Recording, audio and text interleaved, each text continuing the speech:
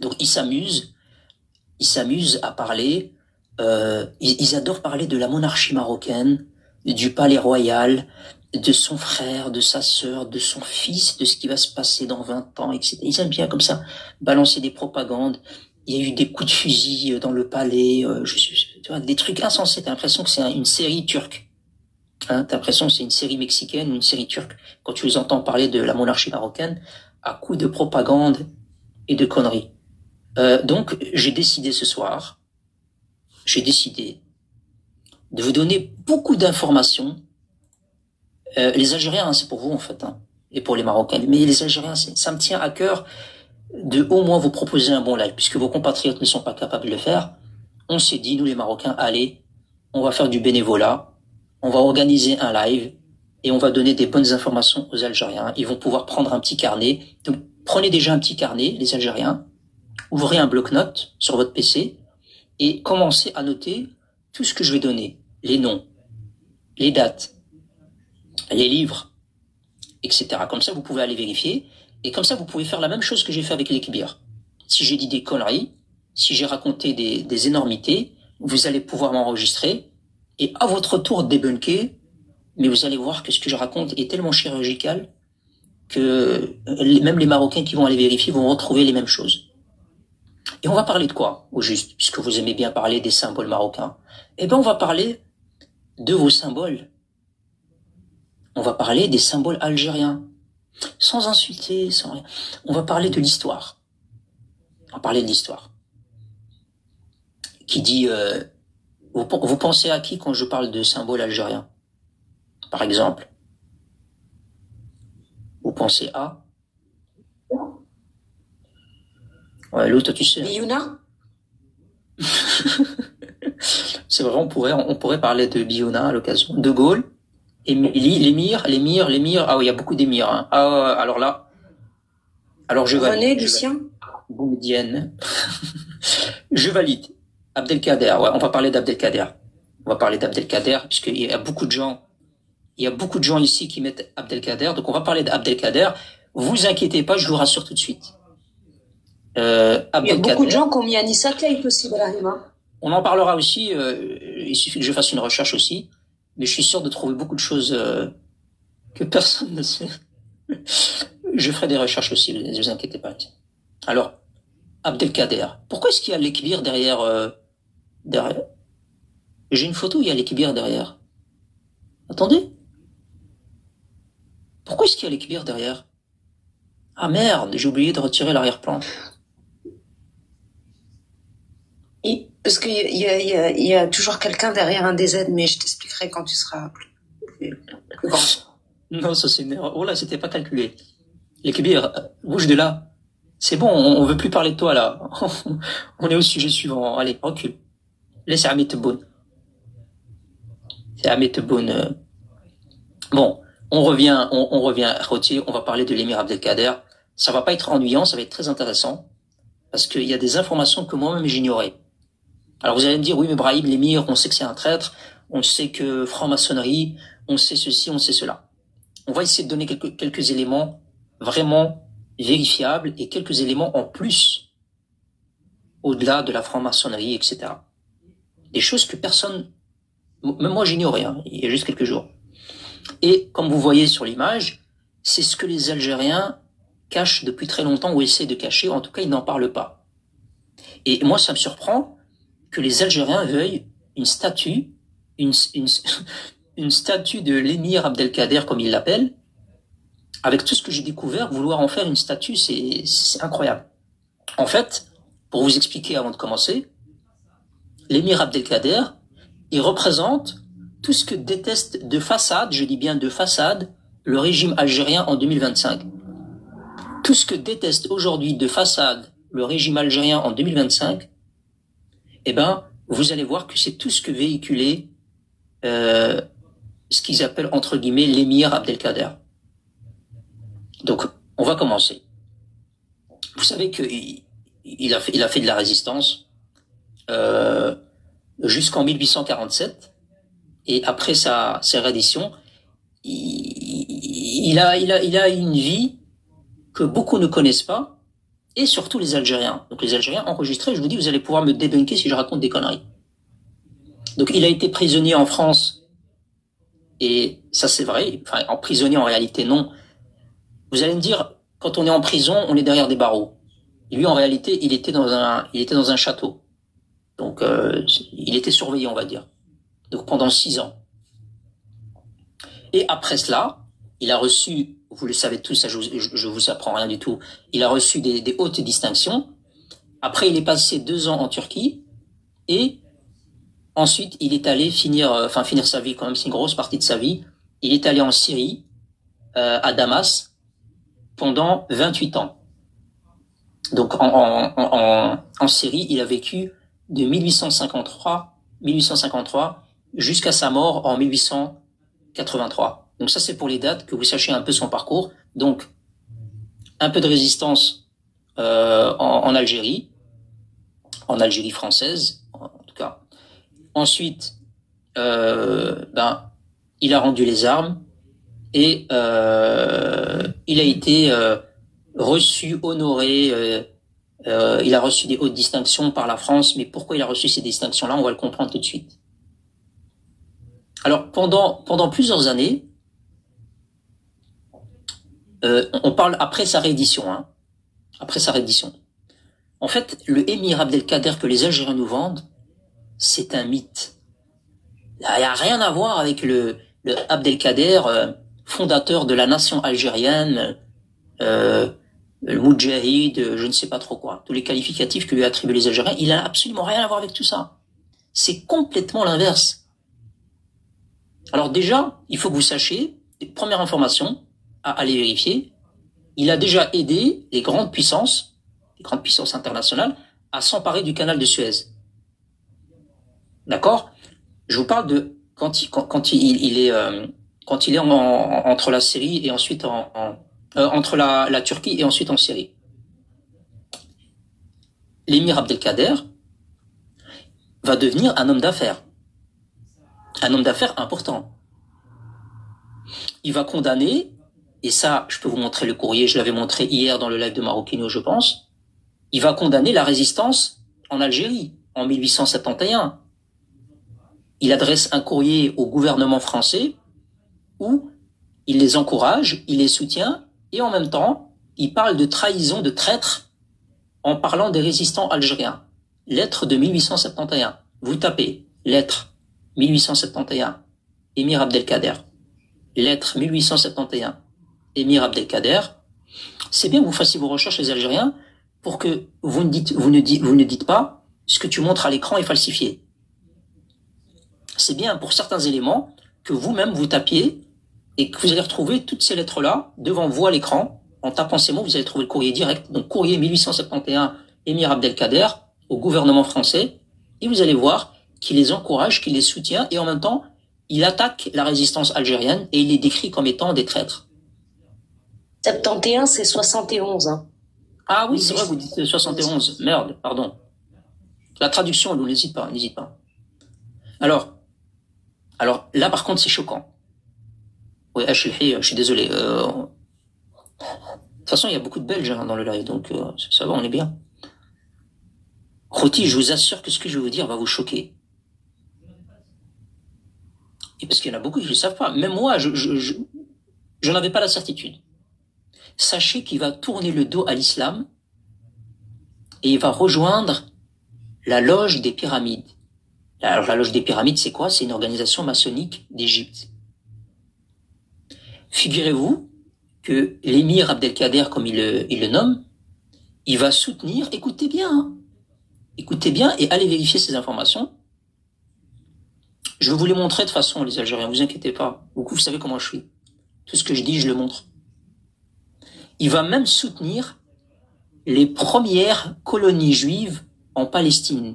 Ah ouais, parce que les Algériens, la cause palestinienne, c'est la cause numéro 1 en Algérie, Palestine Balima ou Madlouma, hein, les traîtres, le Maroc qui a des relations avec Israël a trahi la Oumma, a trahi le peuple palestinien. L'émir Abdelkader, et on va le voir plus tard avec des preuves, il a soutenu les premières colonies juives en Palestine. Alors ça le regarde, il a le droit. Mais c'est une information à vous donner. Alors maintenant, on va commencer par les sources. Je cite. Là, je vous fais de la lecture et de la récitation, de ce que je vois devant moi à l'écran. Alors, l'historien Éric Anso. Donc, les Algériens, c'est là où vous prenez votre carnet, vous notez, pour aller vérifier. Je sais que vous n'allez pas le faire parce que vous êtes plutôt dans le Makanch Menha. Alors, par contre, les Marocains, je suis sûr qu'ils vont le faire, parce qu'il y a des tweetos, il y a des gens qui voudraient bien en faire un contenu pour vous mettre bien la tête dans vos réalités. Alors, l'historien Éric Anso, alors spécialiste du Second Empire, il va parler de cette relation au départ qui était ambiguë avec la France, et il va expliquer, donc l'historien Éric Anso, il va expliquer que le chef de l'État français, donc Napoléon III, va lui verser une pension, la plupart d'entre vous le savez, de plus ou moins 100 000 francs, qui va être augmentée ensuite, et il va aussi être invité aux grandes fêtes, aux grandes réceptions. Il va rendre visite à Saint-Cloud, à l'empereur français. Il va visiter, écoutez bien, il va visiter, ça c'est ce que dit l'historien Éric Anso, c'est pas moi qui blablabla. Donc je vous ai donné l'information.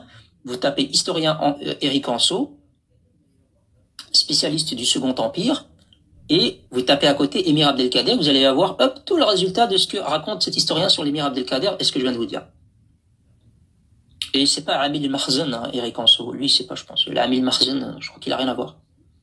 Donc, il est reçu dans des grandes fêtes, il rend visite à Saint-Cloud à l'empereur français, il visite la cathédrale Notre-Dame, il n'y a pas de mal, moi aussi je pourrais visiter la cathédrale Notre-Dame, il visite l'imprimerie nationale, il va visiter, écoutez bien, l'imprimerie nationale, où lors de sa visite, l'historien dit, on va lui montrer la traduction imprimée de ses propres engagements, donc les engagements de l'émir Abdelkader pour la France. Ils vont lui dire, regarde, ça c'est l'impression de tes engagements, qui était un texte d'humiliation et de soumission de Abdelkader en 1847 à la France. Incroyable, hein? Et ensuite, il va aller se recueillir sur le tombeau de Napoléon Bonaparte. Donc ça, c'est ce que raconte l'historien Éric Anso, pour commencer. C'est pas le plus choquant, ça va, c'est encore light. Le pire arrive. Alors, Abdelkader, il va recevoir, on le voit dans les photos évidemment, il va recevoir plusieurs distinctions. Alors il y a une distinction qui s'appelle la Grande Croix. Alors la Grande Croix, je vous laisse comprendre un peu ce que ça doit être une Grande Croix. La Grande Croix de la Légion d'honneur de France, la Grande Croix de l'Ordre du Sauveur, ainsi que l'Ordre du Pape Pie IX du Vatican. Donc c'est des distinctions, je sais pas si je les ai bien prononcées ou pas. En tout cas, il reçoit beaucoup de distinctions. Alors, quelqu'un qui a combattu la France, parce que les Algériens le disent, non, Abdelkader, il a créé l'État algérien, et l'Algérie, la France a toujours été son ennemi, etc. Bon, c'est bizarre qu'il reçoit autant d'honneurs et de récompenses. Alors, on continue parce que, attention, on va même élargir le champ un peu plus loin. Alors, je vous cite, notez bien, un ouvrage datant de 1863. Ouvrage de 1863 de Alexandre Bellemare. Alors, dans cet ouvrage-là, qu'est-ce qu'il dit? Donc, en fait, c'est un ouvrage biographique sur Abdelkader. Et il va dire à la page 8, vous voyez, je suis précis, je ne vais pas vous demander d'acheter un livre qui fait 600 pages et de chercher ce que je raconte. Donc, je vous donne de manière précise. Donc, ouvrage 1863, Alexandre Bellemare, ouvrage biographique sur Abdelkader, et vous allez à la page 8. Et à la page 8, il dit que la carrière politique et militaire de l'émir Abdelkader était de servir la France. Et vous allez voir tout à l'heure pourquoi. De quelle manière est-ce qu'il aurait pu servir la France. 60 ans plus tard, après 1863, un autre historien, Paul Azan, A-Z-A-N, un autre historien français, en 1925, va dire, dans une autre biographie, que l'émir Abdelkader était un patriote français. C'est un patriote français.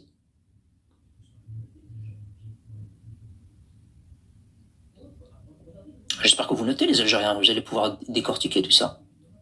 Regardez le nombre d'historiens que je vous cite. Hein. Il n'y en a pas un, deux, trois, quatre, il y en a plein qui s'accordent à dire plus ou moins les mêmes choses.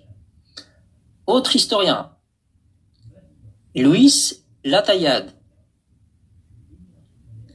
va dire en 1984 que l'émir Abdelkader était un ami de la France, et ça vous retrouvez cette biographie dans son ouvrage intitulé Abdelkader, adversaire et ami de la France. Parce qu'au départ, il a fait de la résistance, et ensuite il est devenu ami de la France, et même espion de la France. Vous allez voir ensuite pourquoi je parle de espion de la France. Alors ça fait beaucoup d'historiens, de témoignages, qui ont connu, pour certains d'entre eux, qui étaient à la même époque, et qui ont écrit sur Abdelkader, toujours dans la même orientation. Donc ami de la France, serviteur de la France, etc., etc. Alors, quand il s'est installé en Syrie, l'émir Abdelkader, il est en Syrie, hein, donc il est déjà installé en Syrie, il va écrire une lettre aux Français. Il va écrire une lettre à la France, aux Français. Et dans cette lettre-là, il va leur déclarer sa flamme patriotique. Donc il écrit plus à l'Algérie. Hein. Ah non, non, je à l'Algérie. Il va écrire à la France et il va leur déclarer sa flamme. Et il va dire ceci. Les habitants de la France sont devenus un modèle pour tous les hommes dans le domaine des sciences et du savoir, etc., etc. Donc, il va dire beaucoup de choses sur la France en le prenant pour exemple, que ce soit le gouvernement ou le peuple. Hein, les grands ennemis de l'Algérie qui ont humilié les Algériens, qui les ont tués par millions, etc. Ben, regardez, votre émir Abdelkader à qui vous voulez faire une statue, ben, il rédige des lettres, où il dit que la France est un exemple, etc. Alors, autre historien, Jean-Pierre Filuy. Alors, Filuy, ça s'écrit F-I-L-I-U. Jean-Pierre Filuy. Il y a un ouvrage qui s'intitule, de cet historien-là, Cours du Collège de France. Donc, comme ça, vous pouvez aller chercher. Donc, Cours du Collège de France. Il explique dans cet ouvrage-là que l'émir Abdelkader va garder un cordon ombilical avec la France, et il va même prendre la nationalité française et revenir 3 fois en France. Quand je dis va revenir en France, puisqu'il est installé, n'oubliez pas, en Syrie. Donc il va revenir 3 fois en France, en 1865, en 1855 et en 1867. Donc 3 fois il revient en France. Il va revenir pour... il a des affaires en France, il connaît des hommes politiques. Et il va venir aussi à 2 expositions universelles de Paris. Ça, c'est important, ça, par contre. Écoutez bien. En 1867, quand il revient, il vient pour des expositions universelles de Paris.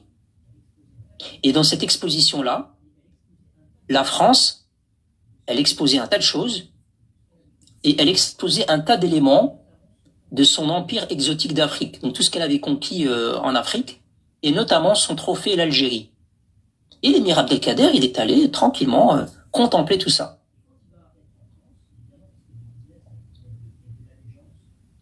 Et quand il va être en France, évidemment, parce qu'il y a du business, hein, il y a de l'allégeance.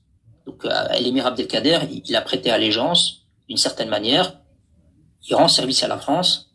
Donc son ami, puisque c'est comme ça qu'il le nomme, c'est son ami Napoléon III, il va justement solliciter Abdelkader, il va lui dire, il faut absolument que tu m'aides, il faut absolument que tu aides Ferdinand de Lesseps, qui est le concepteur du canal de Suez. Et quand on parle d'aide, c'est-à-dire soutenir le projet et aussi essayer d'orienter l'Égypte, de convaincre l'Égypte à accepter le chantier, donc le chantier du canal de Suez. Et l'émir Abdelkader, il va faire le boulot. En échange, évidemment, il y a des distinctions, il y a des cadeaux, des propriétés qui vont lui être attribuées.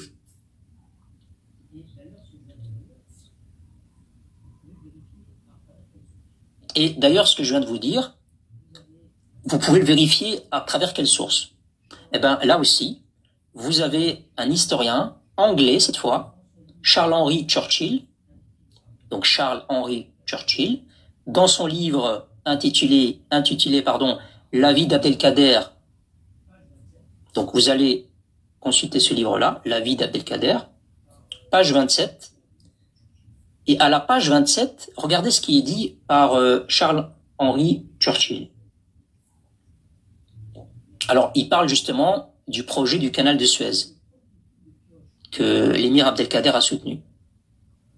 Si le premier coup de pioche fut donné en 1859, donc les travaux, Ferdinand de Lesseps a dû recourir à l'influence d'Abdelkader pour en poursuivre les travaux. Et Ferdinand de Lesseps va lui offrir en retour une propriété luxueuse à Suez. Donc en fait, il travaille un peu pour le gouvernement français, pour un peu s'étaler à travers le monde, et en retour, il reçoit des propriétés, il reçoit des cadeaux, etc., etc. Donc tout ça, vous pouvez le vérifier dans ce livre-là. Et d'ailleurs, si vous regardez, pour les gens qui veulent vraiment vérifier de manière claire et nette, l'inauguration du canal de Suez, c'est voilà, vous regardez, inauguration canal de Suez, eh ben, cette inauguration-là a eu lieu le 17 novembre 1869, donc 17 novembre 1869, inauguration du canal de Suez, ben, l'émir Abdelkader était présent pour contempler l'ouvrage qu'il a appuyé, soutenu. Alors, il faut savoir que l'émir Abdelkader n'était pas un homme riche en Algérie. Un gars des montagnes, avec la résistance, etc. Il faut savoir que dès qu'il a trahi non pas l'Algérie, puisque l'Algérie n'existait pas, donc il faut arrêter de dire que l'émir Abdelkader a trahi l'Algérie n'existait pas, il a trahi les siens. Il a trahi les indigènes algériens. Il a trahi ses compatriotes. Il a trahi les Algériens d'aujourd'hui. Et en fait, dès qu'il les a trahis, le premier jour où il a prêté allégeance à la France, et même, vous allez voir plus tard, c'est encore plus grave que ça, j'ai pas fini, eh bien, il faut savoir que l'émir Abdelkader va devenir un homme très riche et puissant. Et il va pas devenir un homme riche, comme je vous ai dit, et puissant parce qu'il a défendu l'Algérie française, ou la libération des Algériens. Mais il devient riche et puissant quand il va commencer à servir les intérêts français. Il va avoir des relations très très proches avec des hommes d'affaires, des politiques importants en France. Il va avoir tellement d'argent, il va être tellement riche par les cadeaux qu'on lui donne, parce qu'il suffisait qu'il appuyait un projet, parce qu'il faut le dire, il avait une certaine présence, les gens l'écoutaient, etc. Donc, il va gagner tellement d'argent, il va être tellement riche. Écoutez bien, là, les Algériens, les Felestinda, Lima, Ahmad Loma, écoutez, il va acheter énormément de terres en Palestine. Vous avez entendu, ça c'est important. Hein. Donc, l'émir Abdelkader, à qui vous voulez faire une statue, il va acheter énormément de terres en Palestine. Vous allez me dire, mais il n'y a pas de mal, c'est bien. Il a acheté des terres en Palestine, masha'Allah. Attendez la suite. Je pense pas que vous allez être heureux. Alors, il va développer des affaires immobilières en Égypte. Ah, c'est un homme d'affaires, hein, non, les amis. L'émir Abdelkader, c'est pas le gars que vous voyez avec un cheval, avec des pieds sales, remplis de poussière et de sable, avec un sabre. Et non, c'est pas cette image-là. Wallah, c'est pas cette image-là. Vous vous trompez. Rien à voir avec cette image-là. Absolument rien à voir. C'est vraiment un gars très riche, puissant, qui côtoie les hommes politiques français, qui sert les intérêts français, etc., etc. Et c'est un businessman aussi. Hein. Il achète des terres en Palestine. Il va développer des affaires immobilières en Égypte. Ah ouais, parce que n'oubliez pas, hein, il y a une relation aussi. Il a plein de de biens immobiliers en Égypte, et aussi il va fréquenter des hommes politiques de tous bords en Syrie, etc., etc. Donc c'est quand même un homme très puissant. Ce qui n'a jamais été quand il faisait de la résistance en Algérie. Il s'est dit, en vérité, il s'est dit, mais pourquoi est-ce que je vais me casser la tête avec ces indigènes?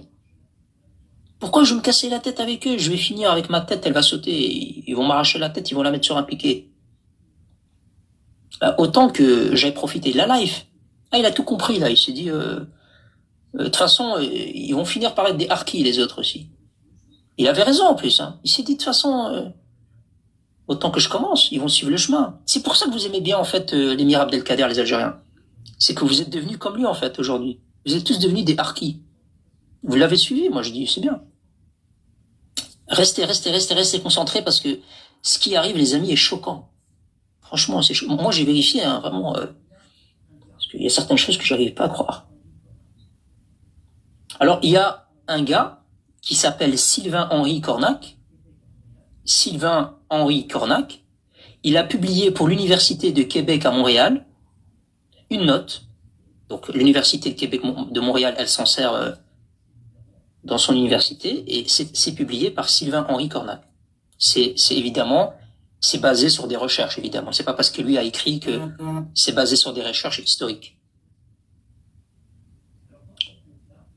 Écoutez bien là, hein, écoutez bien, parce que là c'est... Alors dans cette note-là, il est dit que la France, elle voulait intervenir en Syrie. Elle voulait intervenir, Saha, tu vois, elle voulait rentrer en Syrie.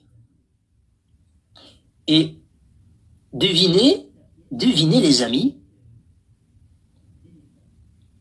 quelle était la pièce, ou quel était l'élément dont avait besoin la France pour s'infiltrer en Syrie. Sa pièce maîtresse. Eh bien, c'était l'émir Abdelkader. Et dans cette note de l'Université de Québec de Montréal de Sylvain-Henri Cornac, il explique bien que l'émir Abdelkader était pour la France une sorte de cheval de Troie. Là je cite les mots, hein, c'est pas moi qui l'ai inventé. Je cite ce que dit ce gars-là. Il dit c'était une sorte de cheval de Troie pour la France, pour lui permettre de s'infiltrer et de rentrer en Syrie. Et en fait, un chat noir. Et en fait, il explique, donc les historiens expliquent aussi, que cette intervention de l'émir Abdelkader pour la France, c'était comme une preuve de son ralliement au christianisme et son patriotisme français. Donc par son patriotisme français, par son ralliement au christianisme, eh ben, il a dit, j'accepte de vous faciliter votre rentrée en Syrie, les Français. Oh ouais, carrément. De toute façon, j'espère que je suis enregistré. Hein. Comme ça, les Algériens vont pouvoir me montrer l'inverse de ce que je raconte. Puisque moi, je vous cite des noms. Hein. Là, par contre, on va commencer à rentrer dans des sujets qui feront encore plus mal. Tapoter routier, on est à combien? 133, ça, c'est super. Là, on va rentrer dans le vif. Là, ça devient dangereux. Là, on va parler de la maçonnerie et même de sionisme. Ah ouais, j'exagère pas là. Les Algériens, voilà, j'exagère pas. On va parler de sionisme, carrément. On va parler de sionisme. Ouais, je vais vous montrer les PDF, etc. Je vais juste essayer de suivre ma trame. Lou, si tu veux, t'interviens quand tu veux. Alors, il faut savoir que les archives... Et là, par contre, je vais vous le montrer à l'instant. Là, je vais ouvrir ma caméra dans quelques secondes. Je vais vous montrer quelque chose. Je ne sais pas si j'en fais la lecture parce que c'est un peu long. Mais... oh là, ça vaut la peine d'être lu. Et vous savez très bien que sur le site Maroc Patriotique, j'ai fait une publication sur l'émir Abdelkader en posant la question, est-ce que c'était un traître? Eh ben, cette publication-là, elle va être remise à jour demain ou après-demain. Et elle va être très, très, très, très longue en archive. Et je vais vous mettre tout ce que je viens de raconter. Donc les Algériens qui disent t'as raconté des conneries, etc., j'ai pas eu le temps de noter, vous allez pouvoir aller sur le site et aller analyser scrupuleusement ce que je raconte. Et il faut, je dis pas ça pour vous fassiez le bordel, les Algériens. Moi, j'appelle à la paix des peuples. Hein. Attention, hein. C'est juste pour que vous dépensiez pas trop d'argent pour la statue de l'émir Abdelkader, ça coûte beaucoup d'argent. et cet argent-là, vous en avez besoin pour acheter du lait, et etc. et essayer de construire des choses en Algérie. Je sais pas, vous payez des poubelliers pour ramasser les poubelles, etc. Ça sert à rien de faire une statue pour un gars pareil. Attendez, vous avez rien entendu, attendez. Ce que je viens de dire là, c'est encore rien du tout. Oh là là là là, ce qui arrive, c'est encore pire. Alors, il faut savoir que récemment, les archives de France, ils ont dévoilé, de manière publique, hein, les archives de France ont dévoilé un échange de courriers, de lettres, en 1861. Alors, ces échanges de courriers, en 1861, c'était entre, évidemment, l'émir Abdelkader et les francs-maçons de la loge Henri IV de France. Alors là, les amis, si vous lisez cette lettre, vous allez être choqués. Et c'est pas une lettre que Brahim a ouvert sur Paint ou sur Photoshop. Il a commencé à bazarder le texte et à l'inventer. C'est un texte qui est authentifié dans l'archivage international, dans l'archivage français, et qui est rendu public, et qui est rendu authentique. Vous allez me dire, mais c'est quoi cette lettre? Vas-y, accélère.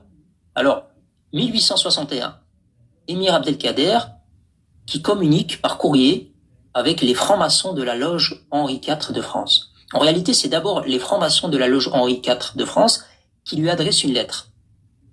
Alors, qu'est-ce qu'il lui demande dans cette lettre? Alors, les francs-maçons le complimentent, etc. Mais ils lui demandent explicitement de rejoindre le rang. Donc, c'est formulé. Ils lui disent, on voudrait que tu rejoignes notre rang, nos rangs. Puisque, écoutez bien ce que je vous dis, hein. Là, je fais de la récitation, je suis pas historien. Moi, je lis comme si vous étiez devant un PC et vous faites votre lecture. Donc, en fait, ils lui disent explicitement, nous souhaiterions que vous rejoigniez notre rang, notre loge maçonnique, parce que vous êtes un ami et vous êtes un grand patriote de la France. Wa ibadallah, wa ibadallah, wa ibadallah. Wa ibadallah, wa ibadallah. C'est les Algériens. Alors, ils lui disent bien. Alors, je vais vous lire ce qu'ils disent explicitement. Alors, je cite. C'est sous cette impression que la loge Henri IV, petit groupe de la grande famille maçonnique, a cru devoir vous offrir comme hommage son bijou symbolique. Ce modeste bijou n'a de valeur que par ses emblèmes. Alors, il cite un peu de quoi il fait l'objet, donc équerre, niveau, compas, etc.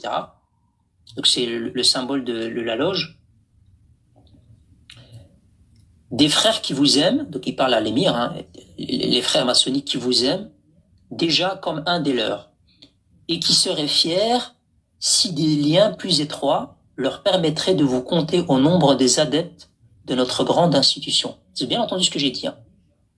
Donc, les frères donc maçonniques qui aimeraient déjà comme un des leurs et qui seraient fiers si des liens plus étroits leur permettraient de vous compter au nombre des adeptes de notre grande institution.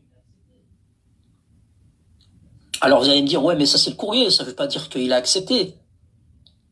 Ah bah si, il a accepté. Il a accepté, malheureusement. Malheureusement, les Algériens, il a accepté. Alors dans sa réponse, la réponse de l'émir Abdelkader, déjà, il les remercie. Il les remercie pour la proposition. Alors, je vous cite ce qu'il dit, hein. L'émir Abdelkader, là, je le cite lui-même. Pour que vos seigneuries sachent bien que j'ai le désir de m'associer à votre fraternité d'amour et à participer à vos vues dans la généralité de vos excellentes règles, car je suis disposé à y déployer mon zèle. Et lorsque vous m'aurez fait connaître les conditions et les obligations qui me sont imposées, je les observerai fidèlement et conformément à ce que vos seigneuries m'indiqueront. Wallah que c'est sa réponse. Allah yahasibni si je mens. Attendez, je vous ouvre ma caméra. Vous allez me dire, ouais, mais là, Brahim, ça devient trop. Là, ça suffit, arrête de parler, montre-nous. Alors, attendez. C'est vrai. Au bout d'un moment, il faut montrer. Ouais, vos seigneuries et tout. Ouais. Et l'Algérie veut lui faire une statue, là. La statue de l'émir Abdelkader. C'est incroyable. Alors, la loge, Henri et l'émir Abdelkader. Vous allez me dire, ouais, mais Brahim, c'est trop petit ton truc, là, on voit rien. Ne vous inquiétez pas, les amis, tout est prévu. Tout est prévu, les amis. On peut zoomer autant qu'on veut. Et on peut lire. Moi, je vous invite, Routil Aziz. Là, vous avez la lettre authentifiée par l'archival. Donc ça, c'est celle qui est adressée à l'émir. Donc là, on lui adresse le courrier à l'émir. D'accord? Ici. Donc signé par la secte. Donc toute la secte ici, de la franc-maçonnerie. Et vous avez là, à droite, vous avez la réponse de l'émir. Et la réponse de l'émir, là, vous voyez bien, signé à la fin. Voilà, ici. Ici. Vous voyez ma souris, là, les amis? Vous voyez ma souris, là? Là, ma souris, à partir de là? Tu as la lettre en arabe, ça aussi. Très, très bien, Arti. Ouais, elle est authentifiée, je l'ai aussi, Arti. Alors là, c'est ce que je vous avais lu, Arti, Routier. Pour que vos seigneuries, vous savez ce que je vous ai lu tout à l'heure? Je vais essayer de zoomer un peu parce que je vois pas bien. Moi, je suis un bigleux. Voilà. Voilà. Voilà. Alors, pour que vos seigneuries sachent bien que j'ai le désir très réel de m'associer. Regardez, j'ai le désir, attendez, je vais me mettre là pour que vous voyez qu'il a accepté. J'ai le désir très réel de m'associer à votre fraternité d'amour et à participer à vos vues dans la généralité de vos excellentes règles, car je suis disposé à y déployer mon zèle. Et lorsque vous m'aurez fait connaître les conditions et les obligations qui me sont imposées, je les observerai fidèlement, conformément à ce que vos seigneuries m'indiqueront. Et je me trouverai extrêmement heureux quand je rencontrerai quelqu'un des membres les plus considérables et les plus distinctement heureux. Heureux, ouais. Quand je rencontrerai distingué de votre société, à cause de l'idée, je vois pas bien, Arthur, là j'ai des problèmes de vue, à cause de l'idée avantageuse que vous avez cru de moi. C'est ça, hein? que vous avez vu de moi. Eu de moi. Tu vois, je vois pas bien. Eu de moi, c'est ça. Vas-y, Arthur, continue à lire si tu veux, le dernier paragraphe. Afin que dorénavant une correspondance amicale ait lieu entre nous sans interruption. Car je suis prêt à faire tout ce que vous croirez devoir me marquer en exécutant avec joie ce que les statuts de votre société exigeront de moi, quand je saurai à quoi je suis tenu pour l'accomplissement de mes obligations. Ah ouais, c'est plus que du zèle là. Ouais. Je finis en renouvelant l'expression de ma reconnaissance envers vous tous, en tout temps et en tout lieu, et en adressant l'assurance de ma considération respectueuse à toute la société dans les 4 points cardinaux. Ah ouais, mais c'était un bon. Il a nié la religion. L'ami fidèle. Non mais oui, déjà ça, mais il était comment dire pour pas choquer les gens. Vas-y, Artie, t'as l'habitude de choquer les gens. Ben là, c'est plus une turlute, là, c'est. Non mais on est d'accord que sa seigneurie là, leur seigneurie là, ils ont le cul très propre. Je crois pas. Je crois pas qu'ils ont le cul très propre. Ben, tu vois, alors là... On va être obligé de couper, là, lors de la rediff, mais c'est pas grave. Ouais, je vais couper, t'inquiète. Quoi, c'est pas sûr que je coupe, en fait, hein, je crois que je vais le garder. Si, coupe. Ça, c'est... Voilà, TBK, c'est ça que je voulais dire, mais je pouvais pas le dire comme ça. Ça, c'est la proclamation de l'initiation de l'émir Abdelkader dans la secte. Donc vous voyez ici, proclamation de l'initiation de l'émir Abdelkader, ordre Des quoi? Des traves? Ah merde, c'est des travelots? Non, je rigole. Voilà, ça c'est l'intégration officielle dans la secte. Vous voyez bien vous voyez bien donc ça c'est sa proclamation, hein, ce document officiel de celui à qui Hamid Tebboune et les Algériens, les hommes qui défendent la cause palestinienne et les musulmans, ils veulent lui faire une statue en Algérie, une statue géante. Franchement, la loge, c'était la loge, c'est marqué la loge. Khouti, voilà, me dit ouais, moi je suis un bigleux, je vois pas bien. Mais j'ai pas fini. Vous allez me dire, mais Brahim, mais avec tout ce que tu as dit, ça va, quoi. Tu veux encore nous choquer encore plus? Ouais, je vais vous choquer encore plus. Attendez. Ah, vous voulez parler du palais royal marocain? Vous avez entendu des coups de feu et vous avez vu passer un cow-boy avec une arme et l'autre il était au sol en train de mourir et vous avez vu un hélicoptère et vous avez vu des snipers. Vous voulez parler comme ça? Ben, on va pas. Mais tu vois, nous quand on vous parle, c'est avec des preuves. Alors, je viens de vous la montrer. Hein. Je viens de vous la montrer à l'instant, puisque c'est la suite.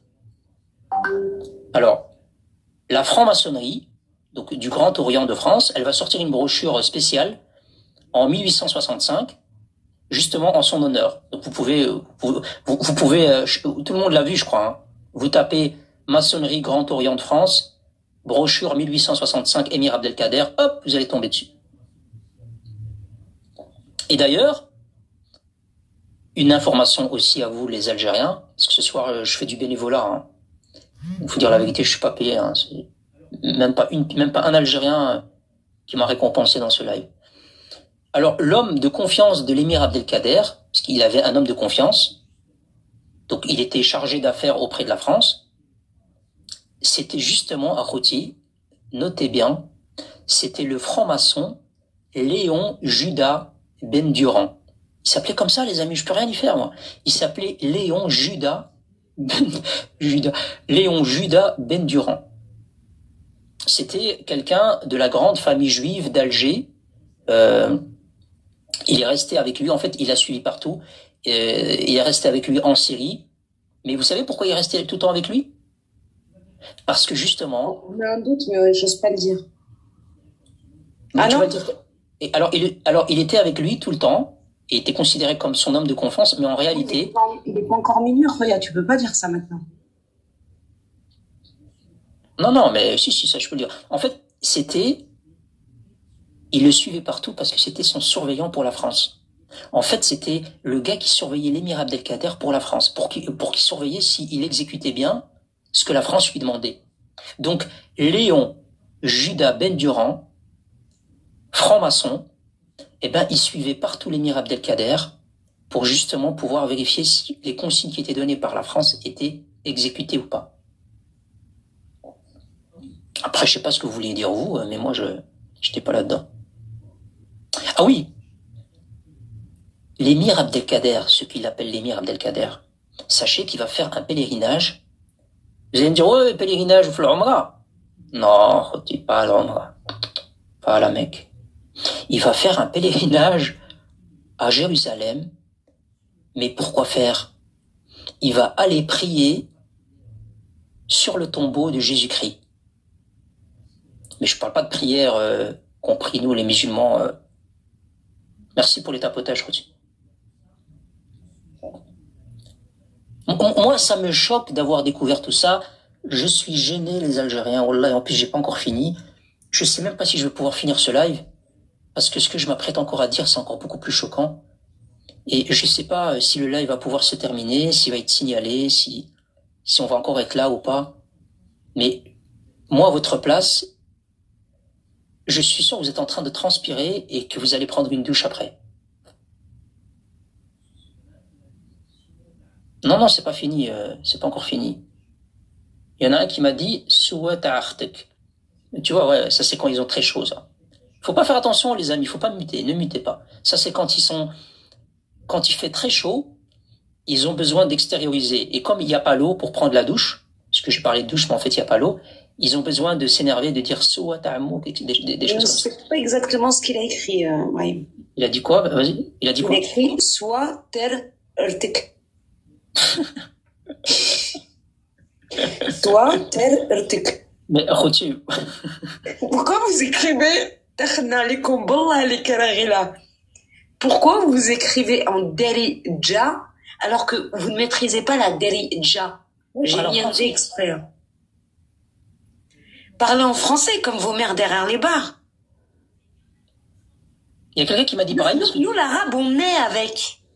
Il y en a beaucoup d'entre nous, il y en a beaucoup qui vont se reconnaître dans ce que je dis. Pourtant, je maîtrise pas le derija de ouf. Hein.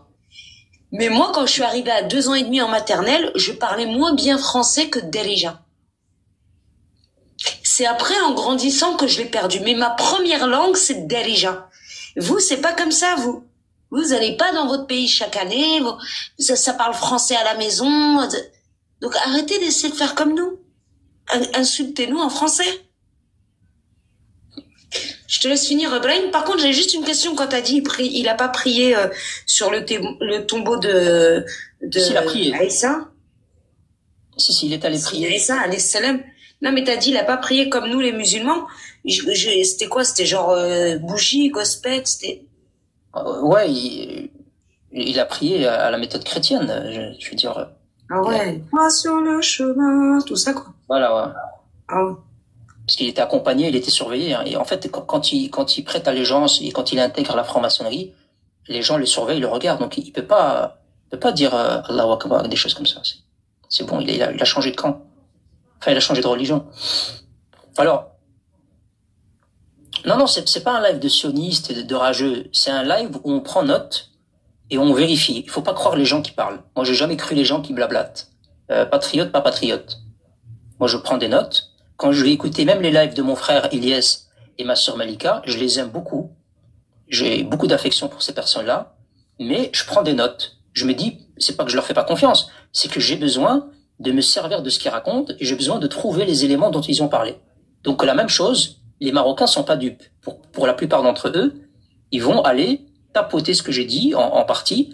Ils vont aller voir l'article de Maroc Patriotique demain et aller revérifier tout ce que j'ai dit aujourd'hui pour le vérifier.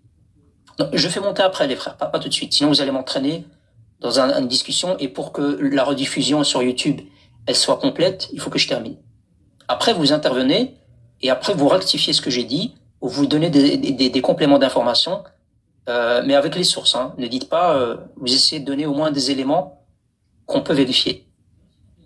Alors, j'ai pas fini. Hein. Les gens qui disent, ouais, mais ça va se finir quand? Ça va se finir bientôt. Ça va se finir bien. Enfin, bientôt, je sais pas. Mais j'ai pas fini. Alors, l'émir Abdelkader, à qui l'Algérie considère que c'est le symbole, c'est celui qui a créé l'État, l'État algérien, et symbole de l'Algérie révolutionnaire, etc. Eh ben, les Algériens, j'ai une très très mauvaise nouvelle, mais vraiment extrêmement mauvaise, puisque vous parlez beaucoup de la Palestine à juste titre. C'est vrai que c'est bien d'en parler, mais c'est aussi bien de manifester après les événements de Gaza, et c'est bien aussi d'apporter un soutien étatique. C'est mieux. Donc, vous parlez beaucoup de la Palestine, et c'est bien, on le fait aussi au Maroc, sauf qu'il y a moins d'hypocrisie de notre côté. Écoutez bien ce qui va suivre. Et prenez des notes. L'appartenance de l'émir Abdelkader à la franc-maçonnerie, eh bien, elle va l'entraîner, écoutez bien, à soutenir des projets secrets du sionisme. Ouais, je répète. Son appartenance à la franc-maçonnerie, elle va l'entraîner à soutenir des projets secrets du sionisme.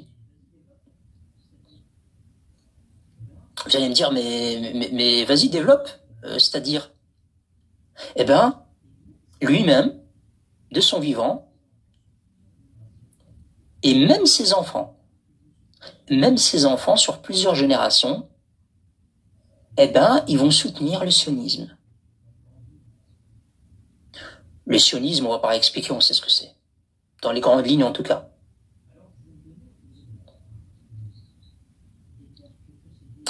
Alors, je vais vous donner des éléments par rapport à ce que je viens de dire. Les terres que possédait, je vous ai parlé tout à l'heure, il avait acheté des terres en Palestine.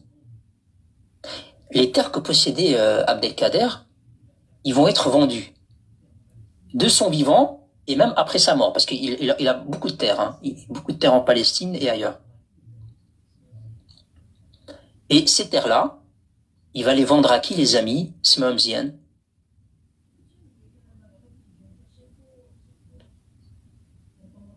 Eh ben tiens, il y a Canal Maghreb qui vient dire c'est faux, c'est faux. Ton commentaire, on l'a lu. Pas de spam sur le live. Ce que tu peux faire, Canal, c'est ouvrir un live avec 4 personnes et essayer de débunker ce que j'ai dit. Par contre, moi, ce que je dis, tu sais quoi la différence? C'est que moi, ce que je dis, ça s'arrête pas à du texte. Il y a aussi l'authentification des archives françaises et des bibliothèques internationales. Et tout ça est répété par des historiens, pas que français, des historiens français, canadiens, anglais, et j'ai donné les éléments tout à l'heure, en donnant même les pages, parfois, de ce que je disais. Ouais. Et quand je parle de franc-maçonnerie, il y a des documents authentiques, authentifiés, de son allégeance, en arabe, en français, signés. Alors je mets au défi l'association Émir Abdelkader, ou je sais pas trop quoi, là, de notre temps en 2025, de porter plainte contre moi. Pour propos mensongers ou ce que tu veux. Vas-y, allez, lancez-vous, essayez un peu. Vous allez voir que quand le juge il va regarder, il va dire, maintenant, il ne fait que réciter des éléments de l'histoire, le bonhomme. Et Canal Maghreb, on va pas lire la biographie de l'émir Abdelkader, rédigée par Abdelrazak, je ne sais quoi, qui vit à Ouaharan, hein, et qui a fait sa biographie et avec le cachet de la République du FLN algérien. Non, merci. Sans façon. Nous, on va plutôt... Les Marocains, vous savez, quand ils veulent avoir une information sur un fait historique, ils vont aller vérifier des historiens de tout. Moi, c'est ce que je fais. Hein. Des historiens en Europe, des historiens en Amérique du Sud, des historiens en Amérique du Nord, en Asie. On essaie de creuser, de voir large. Et surtout d'avoir des éléments, des courriers, des manuscrits, des lettres. Ouais, on connaît. Il y a des Français qui disent 1, 2, 3, vive l'Algérie. On connaît quel genre de Français. Hein, on en a même dans nos lives. On a des gens qui montent dans nos lives. Il s'appelle Jean-François Durieux et il te dit je suis français, mais en réalité, quand tu lui dis Nikomouk, il te dit Nikomouk toi-même. Tu vois, on a compris. Bon, je continue. Je vais pas parce que je vais devoir découper au montage. Je continue parce que ce que je vous dis est très important. Il faut le vérifier. Donc, je disais, de par son appartenance à la franc-maçonnerie, vous avez vu les échanges de courriers. Parce que là, c'est pas juste une biographie écrite par un tel. Il y a des échanges de courriers, Rotier. Vous l'avez vu tout à l'heure. Des échanges de courriers entre la franc-maçonnerie et l'émir Abdelkader qui prête allégeance. Et donc, je vous ai dit, il va soutenir des projets du sionisme, des projets secrets du sionisme. Et donc, il possédait, je vous ai dit, des terres, Abdelkader, il possédait des terres en Palestine. Et ces terres-là, il va les vendre de son vivant. Et ses petits-fils, ses héritiers, vont aussi hériter d'autres terres qu'il n'aura pas vendues de son vivant. Et ils vont les vendre à qui? Ils vont les vendre à des colons juifs de Palestine. Donc, en fait, il a aidé les colons, d'une certaine manière, à s'installer en Palestine.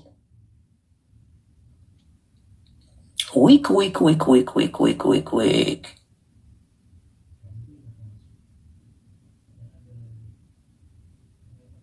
Alors, je vous donne une information. Canal Batata, écoute bien. Faut pas lire un livre, Canal. Faut pas lire un livre d'une biographie. Il faut creuser. Il faut passer 5-6 heures parfois. Tu vois, un jour où tu vas être en forme, tu fais un thermo de café, tu te dis, aujourd'hui, je suis déterminé. Je vais passer 4-5 heures à creuser l'archivage, quitte à prendre un abonnement dans une bibliothèque en ligne, et je vais chercher un maximum de manuscrits, de documents, de lettres. Tu vois, il faut avoir cette motivation, cette énergie. C'est pour ça, Canal, qu'on n'ouvre pas un live tous les jours, nous. C'est parce qu'on a besoin de 3, 4, 5 jours pour creuser un maximum le sujet.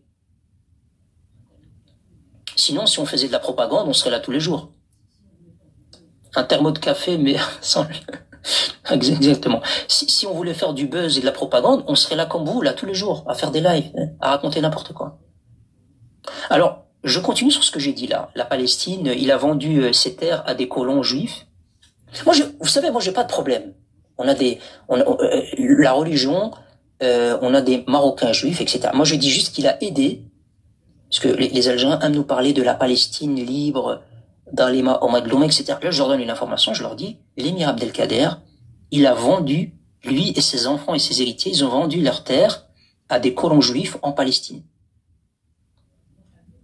Alors, son petit-fils, Mohamed Saïd El-Hassani, dit El-Jazairi, qui a vécu de 1885 jusqu'à 1970. J'en ai rien à foutre, moi je dis 70 en belge. Comment vous dites 70? Vous dites 70? Vous dites pas 70, vous? 70, oui. Oui, 70, ok. Donc, son petit-fils, qui s'appelle Mohamed Saïd El-Hassani, dit El-Jazairi, donc, qui a vécu entre 1885 et 1970, 70, eh ben, il va vendre, comme son père, et comme son grand-père, de nombreuses propriétés. Il va les vendre à qui? Il va pas les vendre à des colons juifs. Vous voyez la nuance? Pas. Lui va les vendre encore pire. Il va les vendre au Fonds national juif. Le Fonds national juif. Celui qui récolte toutes les terres, un maximum de terres pour le redistribuer aux colons. Et quand je vous parle de franc-maçonnerie, etc., je vous donne aussi une information. Son petit-fils était lui aussi franc-maçon. Et son petit-fils, il détient le plus haut grade de la franc-maçonnerie, qui s'intitule Rite écossais ancien et accepté. Il va même présider la grande loge libanaise pour le Liban et les pays arabes. C'est ce qu'ils appellent eux le grand maître. Donc il va être le grand maître. Les loges maçonniques, c'est comme ça qu'ils appellent leur président, le grand maître. Et c'était en 1948. Donc en 1948, il est le grand maître de la loge maçonnique. Et 1948, les amis, ça vous dit quelque chose? La création de l'État d'Israël. Il me semble, Artilou, c'est ça, hein? Absolument. La création de l'État d'Israël. Alors vous allez me dire, Brahim, où est-ce que tu as cherché tout ça là? Où est-ce qu'on peut vérifier tout ça? Par exemple, parmi tant d'autres, vous allez consulter le dictionnaire des francs-maçons, arabes et musulmans, qui est écrit par Jean-Marc Araktingi. Ça s'écrit A-R-A-C-T-I-N-G-I. Donc Jean-Marc Araktingi, il a écrit un dictionnaire des francs-maçons arabes et musulmans, et c'est là où vous trouvez cette information que je vous ai donnée. C'est là où vous retrouvez que Mohamed Saïd El-Hassani dit El-Jazairi, né en 1885 jusqu'à 1970, il est repris dans ce dictionnaire en tant que grand maître de la franc-maçonnerie en 1948. Waouh! Quelle belle famille! Quelle belle famille!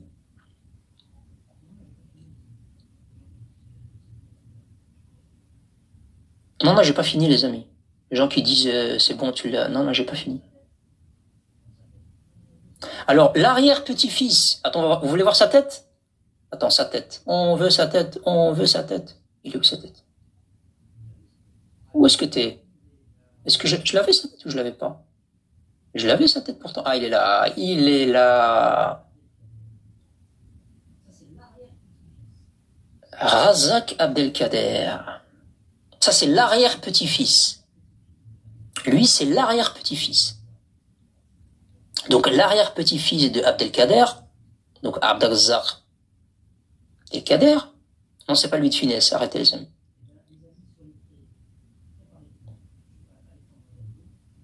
Eh ben, les amis, soyez prêts, préparez-vous là, je sais pas, allez prendre un verre d'eau, parce que là, c'est encore pire que tout ce que j'ai dit auparavant.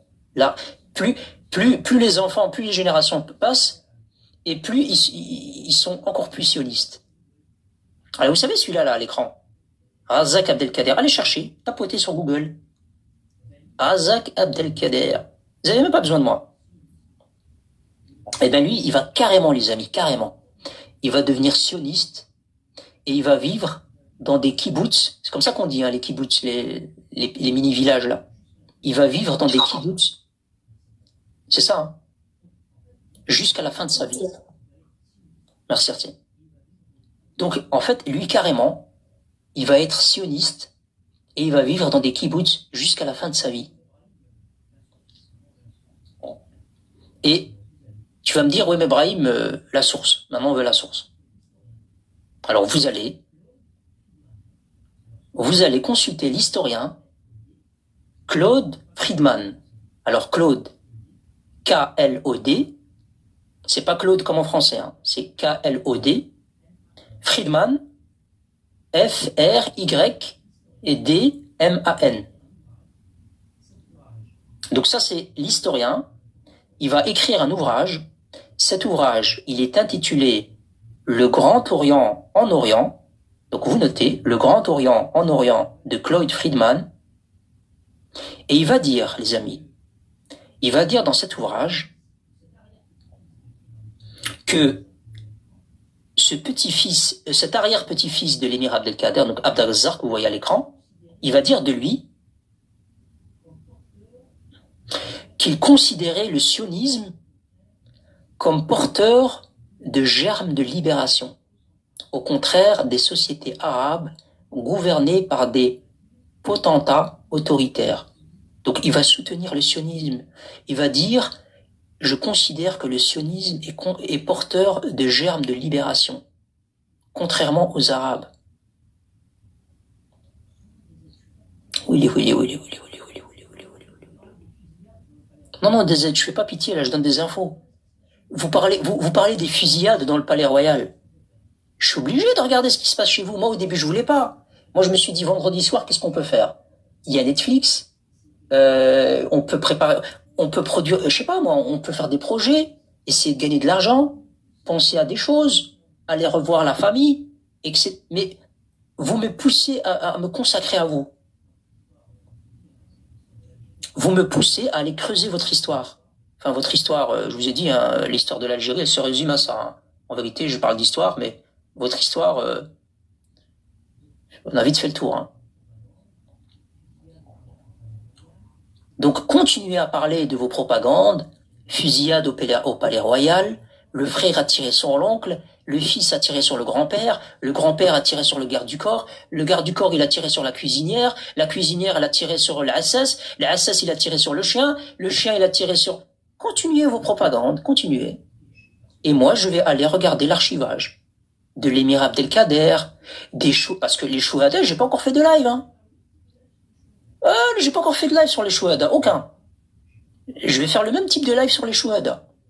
J'ai pas encore parlé des chouhada, j'ai pas encore parlé des scandales de Boumediene Boukhaghoba, j'ai pas parlé de ce que vous avez vécu durant la décennie noire, des humiliations, tout ça, j'ai pas encore.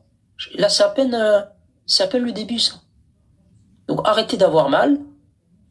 Écoutez et essayez d'apprendre de votre histoire. Moi, j'essaie juste de vous éveiller par rapport aux mensonges de votre gouvernement du FLN, qui vous dit que l'émir Abdelkader, il a créé l'État algérien, il vous a libéré, c'était un musulman, un révolutionnaire, on va lui faire une statue, etc. Non, Khouti, non. C'était tout ce que vous détestez de façade. Un traître, un sioniste, un espion, toutes les médailles là qu'il a là, c'est... Donc je répète aussi, très important, parce que là c'est le truc de trop là. Donc l'historien Claude Friedman, il dit, dans un livre qui s'intitule Le Grand Orient en Orient, il dit que l'arrière-petit-fils de l'émir Abdelkader, qui s'appelle Abd al-Razzaq Abdelkader, il dit, parce qu'évidemment c'est un héritage familial, hein, de son arrière-grand-père, de son père, etc. Il dit que le sionisme, pour lui, il le considère comme porteur de germes de libération, contrairement aux sociétés arabes et à leurs gouverneurs.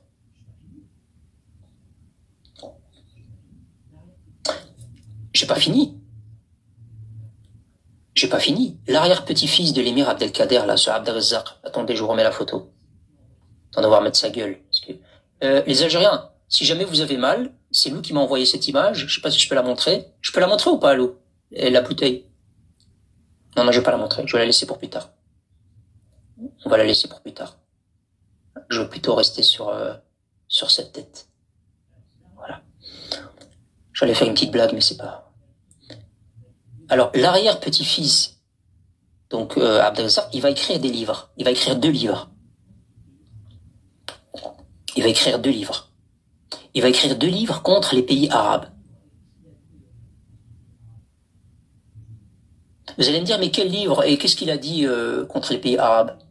Eh bien, je vais vous le dire. Dans les livres, il va appuyer, il va soutenir la colonisation de la Palestine par Israël. Waouh! Donc l'arrière-petit-fils de l'émir Abdelkader, il va soutenir la colonisation de la Palestine par Israël. Quel livre? Vous voulez savoir dans quel livre vous pouvez trouver ça? Eh bien, le livre, il s'appelle, Akhouti, Le conflit judéo-arabe, juif et arabe face à l'avenir. Je répète, le livre dans lequel l'arrière-petit-fils de l'émir Abdelkader va soutenir la colonisation de la Palestine par Israël, c'est dans un livre qu'il a écrit lui-même, qui s'intitule « Le conflit judéo-arabe, juif et arabe face à l'avenir ». Voilà, tu vois la source, elle est précise là. Il faut pas que Canal Batata, ils viennent me dire « Non, il faut lire la biographie de... » Non, ça c'est lui-même qui l'a écrit. C'est la famille de l'émir Abdelkader. Dans ce livre-là, Khouti, dans ce livre-là, merci Ocho, merci Roya. Dans ce livre-là, à la page 24, donc pour ceux qui vont trouver le livre, et qui vont se dire, lui, je vais quand même aller vérifier parce que je pense qu'il raconte des conneries, eh bien vous allez à la page 24 de ce livre-là, donc le conflit judéo-arabe, juif et arabe face à l'avenir, que le frère Ocho vous a mis en bas. À la page 24, il va dire ceci, je cite. « Je ne considère pas le sionisme comme une entreprise que l'on peut qualifier de coloniale. Je ne connais pas non plus le problème palestinien. » Oui.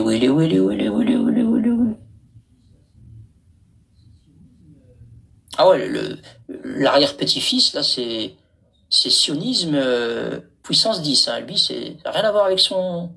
Au moins, son papa, il était un peu espion, un peu traître, un peu comme ci, un peu comme ça. Mais lui, là, c'est... Ah, lui, il se cachait pas. Hein.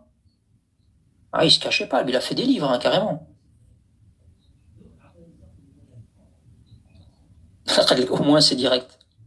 Donc, Abdelrazak, que vous voyez à l'écran, il était franc-maçon, même de haut degré, parce que je vous ai dit tout à l'heure, il était maître, comme son père et son arrière-grand-père, Abdelkader d'ailleurs. Et là, on arrive à la fin, et après on fera monter les intervenants peut-être. Donc, Abdelrazak toujours, il va justifier, parce qu'à un moment donné, il y a des gens qui vont lui dire, t'as vendu des terres palestiniennes à des colons. Eh bien, il va s'en expliquer. Il va justifier la vente des terres palestiniennes aux colons par son père, son grand-père et lui-même. Parce qu'en fait, ils ont tous vendu des terres. Hein. Ils ont vendu des terres aux colons. Et donc, il dit, je cite,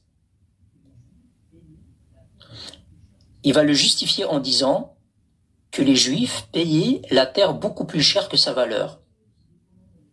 Donc il dit, moi j'ai vendu parce que les Juifs, j'en ai rien à foutre moi que c'est des colons et qui sont en train de s'emparer de la Palestine. Qu'est-ce que tu me racontes toi là-bas? Moi c'est parce que moi je leur ai vendu parce qu'ils offraient beaucoup d'argent. Et donc il dit combien? Il dit 8 livres de dunam. Je connaissais pas moi cette devise. Alors il dit 8 livres de dunam le mètre carré. C'est beaucoup ça. Je sais pas ce que c'est, je sais pas ce que ça vaut, faut-il. Bon, c'est un détail, c'est pas grave. Il disait en tout cas que la proposition qui était faite, elle était exceptionnelle et qu'il pouvait pas refuser. Et d'ailleurs, il défend pas la cause palestinienne, lui il a une idéologie sioniste, donc mais bon, Il a expliqué pourquoi il a vendu ses terres. Alors, en Israël, Abd al-Razzaq, il va s'installer dans le village de Migdal. Ah oui, attends, un sioniste, autant s'installer en Israël. T'as cru que j'allais m'installer à Wahran? Ou que j'allais m'installer à Oran? Je vais m'installer dans le pays que j'aime. Donc il est allé s'installer dans le village de Migdal, près de Tibériade. Et devinez quoi? Allez, on va pas faire les choses à moitié, les amis. Hein? Autant je prends, comment on dit, Lou, l'expression là? L'expression qui dit, je prends le lait, la fermière, etc. J'ai oublié comment on dit ça. Le beurre, l'argent du beurre et la fermière. Ouais, la fermière. En fait, c'était la fermière qui m'intéressait, en fait. Parce que le gars, il a une idéologie sioniste, il s'installe en Israël, et bien il s'est dit, autant embarquer la fermière aussi. Donc il a épousé une Israélienne. Oui, la crémière, la fermière. La crémière, ouais. En Algérie, il n'y a pas de lait, donc cassez pas la tête. Exactement. Et donc il a épousé une Israélienne, le gars. Une juive qui aurait des origines autrichiennes. Certains disent autrichienne, certains disent tunisienne, je sais pas. En tout cas, c'était une Israélienne, en tout cas. Donc il a dit, faisons les choses complètement. Autant ils m'ont découvert, autant j'ai plus rien à me cacher, allons-y. Prenons aussi la crémière avec. Et les gens, ils rigolent. Vous avez raison de rigoler, les amis, hein, parce que moi, je préfère que vous soyez dans ce genre de live à écouter des choses qui sont vérifiables qu'en train d'écouter les propagandes de Canal Batata et de ses amis. Vous savez que il est décédé, évidemment. Et vous savez où est-ce qu'il se trouve aujourd'hui? Il est enterré, les amis, dans le cimetière du kibbutz Afikim. Alors, il a une tombe qui est dirigée vers le Golan. Sur la tombe, il n'y a pas de nom qui est gravé. Il y a juste une petite inscription sur laquelle est indiqué Dové Golan, qui veut dire colombe du Golan. Et évidemment, il est inscrit. Les Marocains se sont battus, en passage. Ouais. Exactement. Et sur sa tombe, il est indiqué sa date de naissance et sa date de décès. Donc, sa date de naissance, 1914, et sa date de décès, 1998 pour les Français. 1998 pour nous, alors, les Belges. Donc, idéologie sioniste, ils vont ces terres à des colons, il s'installe en Israël, il épouse une Israélienne, il est enterré dans un kibbutz, et il est aussi partie intégrante de la franc-maçonnerie, où il est même maître. Les amis, vous voulez quoi de plus, les Algériens? C'est pour ça qu'on n'a jamais vu sur Canal Algérie un invité exceptionnel en disant, voilà, le petit-fils de l'émir Abdelkader, on vous l'a ramené, nous. Il est là, on va parler de ton père et ton arrière-grand-père. C'est pour ça qu'on n'a jamais vu ce genre de vidéo. C'est parce que le gars, il en avait rien à carrer, il était là-bas, là, en Israël. Voilà, les amis, l'histoire glorieuse de l'émir Abdelkader et sa famille. Voilà à qui Hamid Tebboune et le régime voyou du FLN veut faire une statue. Voilà l'image d'un symbole algérien. Voilà le symbole algérien. Donc maintenant, les Algériens, je vous invite, pour ce qui est arrivé en plein live, d'aller voir l'article de Maroc Patriotique où je vais mettre toutes les sources. Et aussi, par la même occasion, pourquoi pas, d'aller aussi réécouter le live. Comme ça, vous pouvez me débunker s'il y a quelque chose à débunker, hein, c'est l'occasion. Je sais que ce live-là vous a fait très très mal, mais vous inquiétez pas, il y en aura d'autres. Ça n'est que le début. Mais attendez, les Algériens, j'ai un message à vous faire passer.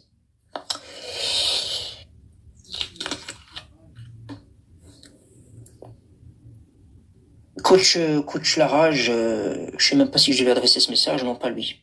Les Kbir et les historiens de pacotille, là. Je connais une très très belle bibliothèque en Algérie. Je blague pas, les amis. Parce qu'il faut apprendre à aller chercher l'archivage, il faut apprendre à aller à la bibliothèque, lire des livres, arrêter les propagandes, aller à la bibliothèque. C'est vrai qu'on lit pas beaucoup à notre époque. Moi le premier.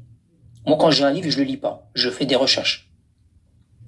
Je cherche des mots-clés dans le livre. Je lis des passages, mais je peux pas tout lire. Et j'en ai tellement. Mais les Algériens, je vais vous donner l'adresse d'une excellente bibliothèque en Algérie. Et là, je suis pas dans la blague, hein, les amis. Je sais, en bas, vous allez commencer à rigoler, mais moi, je rigole pas. Alors, je vais vous montrer l'adresse de cette bibliothèque. Et je vous invite à y aller. Parce que c'est une bibliothèque immense, avec beaucoup d'archivages authentiques. Alors, on écoute. On écoute la bibliothèque.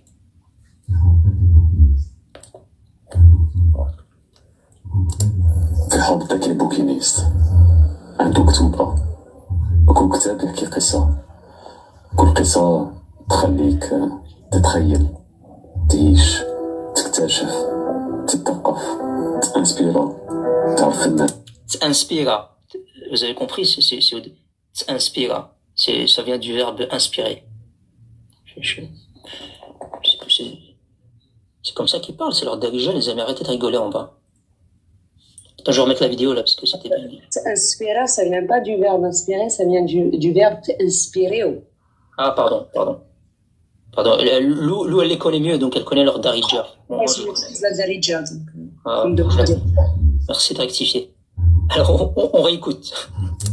في حوضتك البوكينيست عنده كتوبة وكل كتاب يحكي قصة كل قصة تخليك تتخيل تعيش تكتشف تتثقف تانسبيرا تعرف الناس تعرف روحك.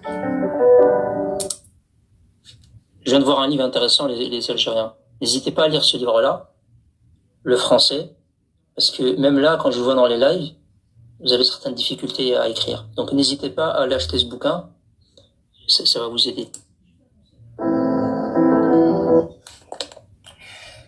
Voilà, c'était juste un conseil. Hein. Moi, Juste une chose avant rien. Oui. Je peux fermer la caméra ou tu voulais revoir un truc? Non, laisse ta caméra ouverte, mais l'émir Abdelkader, il signait ses courriers. Oui. Est-ce que c'est possible de voir sa signature, son sceau, plus précisément? Sur les échanges de courriers, là? Ouais, le sceau de l'émir Abdelkader. Ah. Parce que le courrier, il est traduit en français, là. Hein. Il est daté... Tu l'as en arabe sur Google, regarde le sceau. Oh, je sais, attends. Alors, il faut me donner un peu de temps, là, parce que là, tu me prends au dépourvu, et je sais que je l'avais pas classé dans le dossier du Comment live. tu veux que je le montre? Ah, tu l'as? Oui, bien sûr. Je tape sur Google. Ah, mais moi aussi, je vais faire la même chose. Hein. Alors, avant que tu le fasses, je vais en profiter pour lire une chose. Ça vient du livre de Charles-André Julien, Histoire de l'Algérie contemporaine 1827-1831, 1817-1831. C'est à la page 209, aux éditions, 3e édition 1979. Et l'émir Abdelkader, après sa capitulation, avait déclaré en parlant de l'insurrection kabyle de 1871 contre l'armée coloniale française: je dénonce cette insurrection contre la justice, contre la volonté de Dieu et la mienne. Nous prions le Tout-Puissant de punir les traîtres et de confondre les ennemis de la France. Ouais, je l'ai ce courrier et il est sur le site Maroc Patriotique, le courrier. Et alors, il y en a une deuxième que j'aime beaucoup, je l'avais gardée, où est-ce que je l'ai mis? Et elle est là. Il y en a une deuxième. Hop. Et là, en fait, attendez, si c'est celle-là. Voilà. C'est une lettre qu'il a écrite à Madame Achille Fould. Je vais vous lire le début de la lettre. C'est une lettre de vœux, en fait, qui est adressée à Madame Achille Fould. Est-ce que vous savez qui c'est? C'est pas son vrai nom, elle a un autre nom en réalité, mais C'est la femme du ministre c'est l'épouse du ministre d'un ministre de Napoléon. Gloire à Dieu, à la respectueuse et parfaite, et à celle dont les qualités sont belles et dont les actions sont généreuses et nobles, la respectable Madame Fould. Donc vous voyez, elle aussi, elle avait le cul propre. Oui, oui. Je suis obligée de recommencer du coup pour la séquence. Gloire à Dieu, à la respectueuse et parfaite, à celle dont les qualités sont belles et dont les actions sont généreuses et nobles, la respectable Madame Fould. Après avoir demandé des nouvelles de votre santé, je vous fais mes compliments à l'occasion du Nouvel An. Je prie Dieu de vous donner un bonheur perpétuel et de vous combler de biens et de bénédictions durables qui ne périssent et ne changent point. Je vous prie de faire parvenir mes félicitations respectueuses à toute votre noble famille. Je n'oublierai point la bonté, la bienveillance et la vraie affection que vous m'avez toujours témoignée, et je puis vous assurer que je vous garde au fond du cœur une réciprocité complète à tout cela, et qui fait que je désire, plus que vous ne pouvez le désirer pour vous-même, que vous soyez comblés de bien. Je pense toujours à vous et me représente votre noble personne, de même que celle de vos honorables filles et vos généreux beaux-fils. Recevez toutes les félicitations d'un ami, le salut d'un dévoué, le 1er Ramadan 1284, votre dévoué Abd Qadr. C'est très, très intéressant. Il faudrait que ce que je n'ai pas encore, que tu me l'envoies, comme ça je peux le rajouter, mais ça va nous faire un dossier du tonnerre. Moi, je veux juste... Il y a une autre chose juste sur ce courrier qui est intéressant. C'est que, comme je vous l'ai dit, elle s'appelle Achille Fould, sauf que c'est pas son vrai nom. Son vrai nom, son nom de naissance, c'est Henriette Goldschmidt. DT à la fin. Ariel Goldschmidt.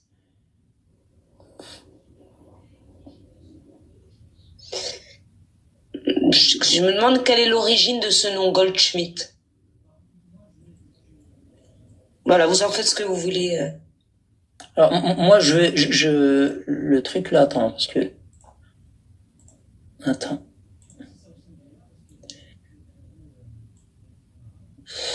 Je sais pas si Saoussen, elle est là, parce qu'elle m'a dit qu'elle avait la lettre en arabe. Et je sais que je l'ai dans disque dur, mais je le trouve pas parce que je l'ai certainement pas nommé avec un nom. Attends. Tu la trouves sur Google, Roya. Ah, mais sur Google, il faut faire une recherche en arabe. En français, tu trouves pas. Ah si, même en français, tu trouves ces lettres en arabe. Oh, vas-y, anticipe, vas-y. Non, attends. Non, mais c'est la lettre que j'ai montrée tout à l'heure. Hein. Moi, je sais pas une lettre au hasard. Toi, tu veux une lettre au hasard? Ah, tu cherches cette lettre précisément, je sais pas. Ah bah ouais, l'échange avec... Non, mais à la rigueur, c'est juste le sceau qu'on veut voir. Dans ce cas-là... Et le sceau... On peut trouver dans ce cas-là. Moi, dans quelques secondes. Ouais, ça je peux trouver.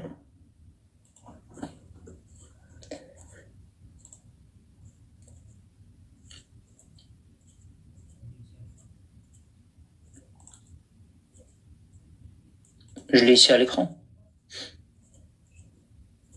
Allez. Tu veux voir?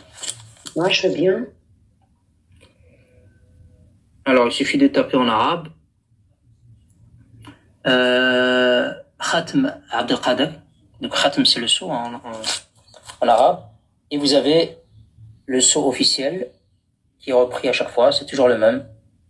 Avec cette belle petite croix. Et vous avez sur ces courriers, par exemple, vous avez un courrier ici. Qu'on va ouvrir. On va descendre tout en bas parce que cet article-là, je l'avais déjà consulté. Il est très long. Et voilà ici. Vous avez son sceau, ici, qui est repris. Tu peux rapprocher un peu plus? C'est bizarre cette étoile, non? Oh ouais, c'est une étoile, je sais, c'est ce que j'ai dit tout à l'heure. Hein.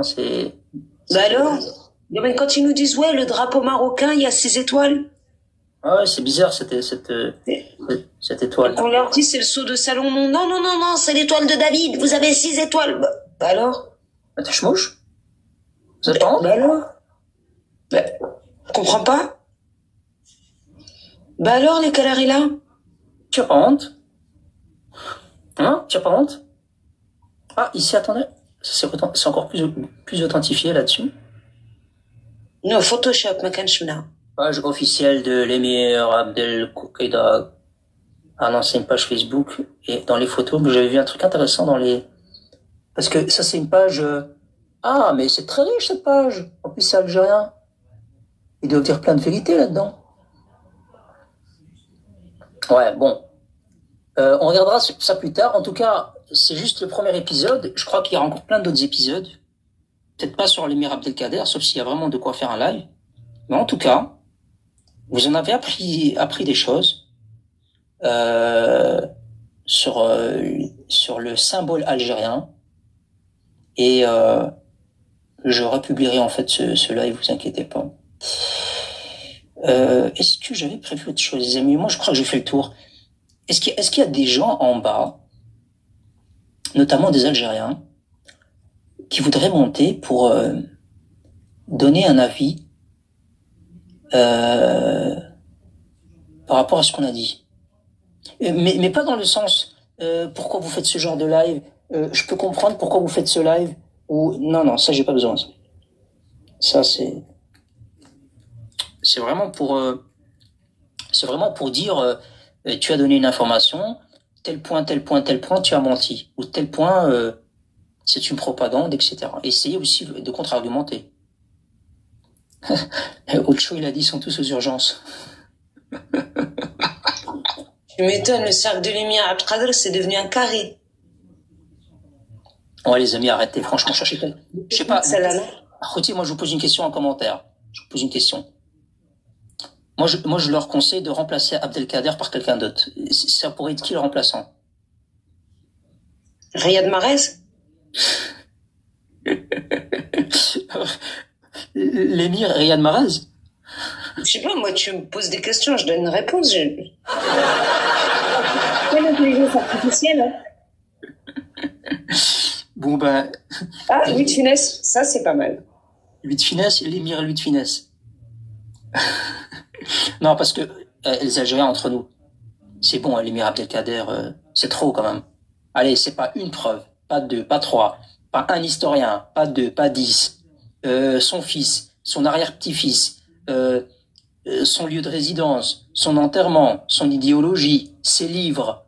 Je veux dire, ça va quoi. Au bout d'un moment, les amis Fernandel, au bout d'un moment, les Algériens, il faut changer là. C'est comme sur un terrain de football. Si ton joueur il peut plus et que tu vois qu'il peut plus, changement, Rouya. Changement. L'émir, comment t'as dit? L'émir Robert Stein. Alors, au bout d'un moment, les amis, oubliez, hein. Prenez quelqu'un d'autre. Alors. Dixet. Zemmour. Peut-être Zemmour. Dixet, c'est moi. C'est une erreur, Dixet? C'est une erreur. Ah ouais, c'est une erreur. Alors, Lella Sarah, je ne sais pas si c'est une erreur ta demande, mais je m'apprête à l'accepter. Et tu t'apprêtes à monter.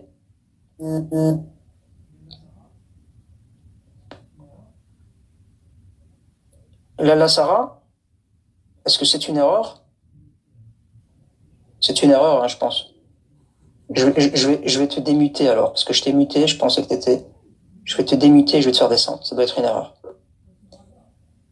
Voilà, il y a plus d'intervenants, les gars. Khoti Maragba, comment se fait-il qu'il n'y a pas d'intervenants algériens? Comment ça se fait qu'il n'y en a pas un? Ils sont tous disparus, ils sont partis. Ben voilà, les amis, vous avez vu qu'on n'a même pas besoin de leur dire Nick Mouk, on n'a même pas besoin de les insulter. Tu leur mets un sujet comme ça dans la tronche, et ils vont repartir, ils vont avoir des envies de suicide, là. Les gars, ils vont partir, tiens, il va faire des tours de bloc pendant toute la nuit. Vous savez c'est quoi le pire? C'est que même le nerveux, quand il va aller vérifier ce que je raconte, il va se dire putain, il a dit la vérité. C'est encore plus chiant quand ils disent la vérité.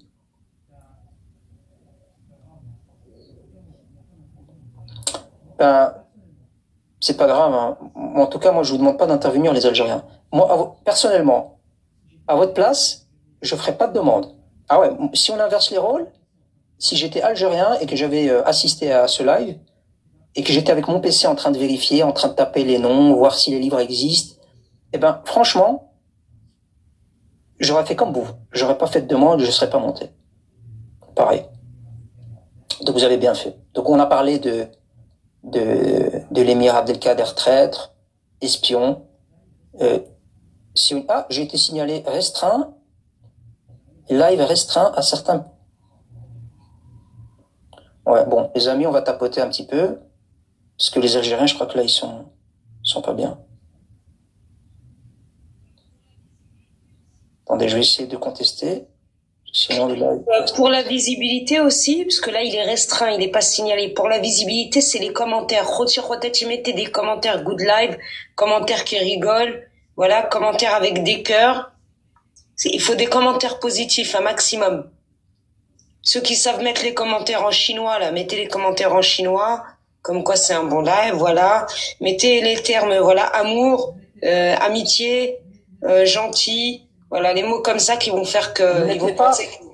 Ne mettez pas ma seigneurie, etc., là, comme l'émir. Ça va pas, ça. Voilà. On s'aime. T'es jolie. T'es jolie, t'es sympa, t'es jolie. Voilà, je suis heureux, trop de bonheur.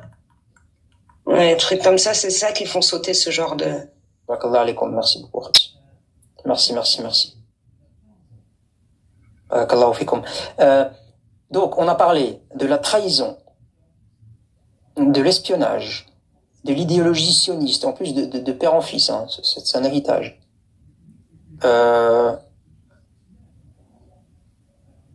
Lui, le dernier, l'arrière-petit-fils, celui-là, là, à l'écran. Alors lui, les amis, drone. Merci, Royal le Marocain, merci à tous. Alors lui, là, le dernier, il m'a choqué. Vous savez, j'étais à la fin de mon truc, et quand je suis tombé sur lui, je me suis dit, ah merde, mais c'est le pire. Et j'ai même pas encore été vérifier s'il avait pas eu des fils.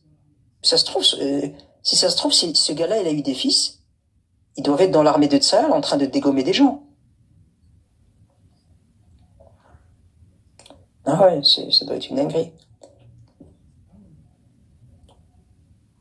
Alors, qu'est-ce qu'on a prévu d'autre? Je sais pas si on avait... Ah ouais, on avait prévu un truc, c'est vrai. Abdelkader, je suis Charlie. Ah mais j'ai raté mon screen, là. Avec l'arrière-plan, là.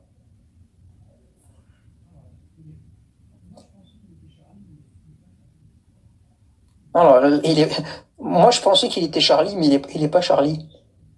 Il est pire que Charlie. Il est Charlie Chaplin. Il est Charlot. Il est Charlot, ouais, aussi, Charlot.